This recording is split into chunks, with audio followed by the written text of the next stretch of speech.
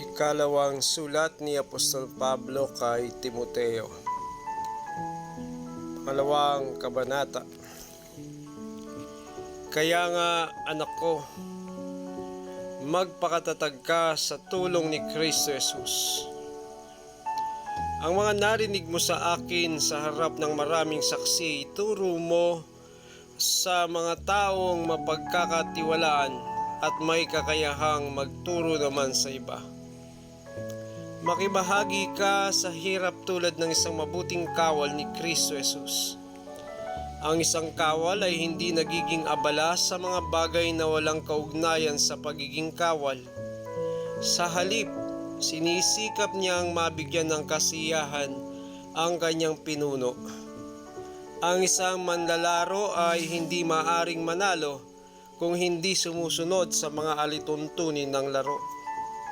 Ang magsasakang nagtatrabahong mabuti ang siyang dapat munang makinabang sa bunga ng kanyang paghihirap. Isipin mong mabuti ang sinasabi ko sa iyo at ipapaunawa sa iyo ng Panginoon ang lahat ng ito. Alalahanin mo si Hesukristo, ang muling binuhay at nagmula sa angkan ni David. Ito ang magandang balitang ipinangaral ko. At siya ring dahilan ng aking pagdurusa at pagkabilanggo na parang isang kriminal. Subalit hindi kailanman na ibilanggo ang salita ng Diyos. Pinapagtiisan ko ang lahat ng bagay alang-alang sa mga hinirang ng Diyos upang magkaroon sila ng kaligtasan at walang hanggang buhay na mula kay Kristo Jesus. Totoo ang kasabihang ito. Kung tayo'y namatay na kasama ni Hesukristo, mabubuhay din tayong kasama niya.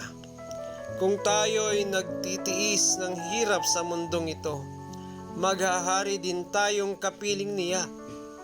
Kapag siya'y ating ikinahiya, ikakahiya rin niya tayo. Kung tayo man ay hindi tapat, siya'y nananatiling tapat pa rin, sapagkat hindi niya maaring itakwil ang kanyang sarili. Ipaalala mo sa kanila ang mga bagay na ito at pagbilinan mo sila sa pangalan ng Diyos na iwasan nila ang mga debating walang kabuluhan at walang ibinubungang mabuti. Sa halip ito'y nagpapahamak lamang sa mga nakikinig. Sikapin mong maging kalugod-lugod sa paningin ng Diyos, isang manggagawang walang dapat ikahiya at tapat na nagtuturo ng katotohanan.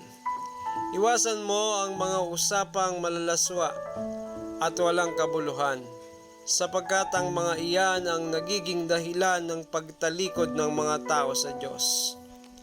Ang mga katuruang nila'y parang kanser na kumakalat sa katawan. Kabilang sa mga taong ito ay sina Himeneo at Pileto.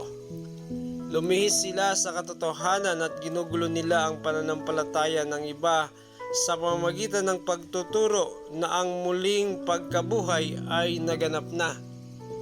Ngunit matibay ang pundasyong itinatag ng Diyos at dooy nakatatak. Nakikilala ng Panginoon kung sino ang tunay na Kanya. At ang bawat nagsasabing siya'y sa Panginoon ay dapat lumayo sa kasamaan. Sa isang malaking bahay ay may iba't ibang uri ng kasangkapan.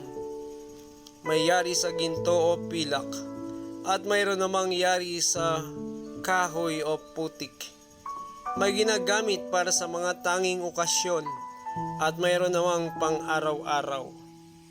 Ang sino mang lumalayo sa kasamaan ay katulad ng sisidlang natatangi, malinis at karapat-dapat gamitin ng may-ari para sa lahat ng mabubuting gawain.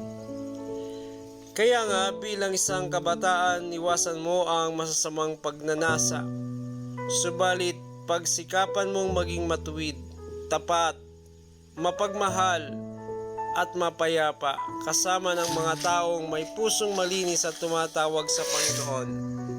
Iwasan mo ang walang kabuluhang pakikipagdebate sapagkat alam mo namang mauwi lamang yan sa pag-aaway. Ang lingkod ng Diyos ay hindi dapat makipag-away. Sa halip ay dapat siyang maging mabuti sa pakikitungo sa lahat, mahusay magturo at matyaga. Mahinaw niyang itinutuwid ang mga sumasalungat sa kanya. Baka sakaling marapatin ng Diyos na sila ay magsisit tumalikod sa kanilang mga kasalanan upang makilala nila ang katotohanan. Sa gayon, maliliwanagan ang kanilang isip at makakawala sila sa bitag ng dyablo na bumihag at umalipin sa kanila.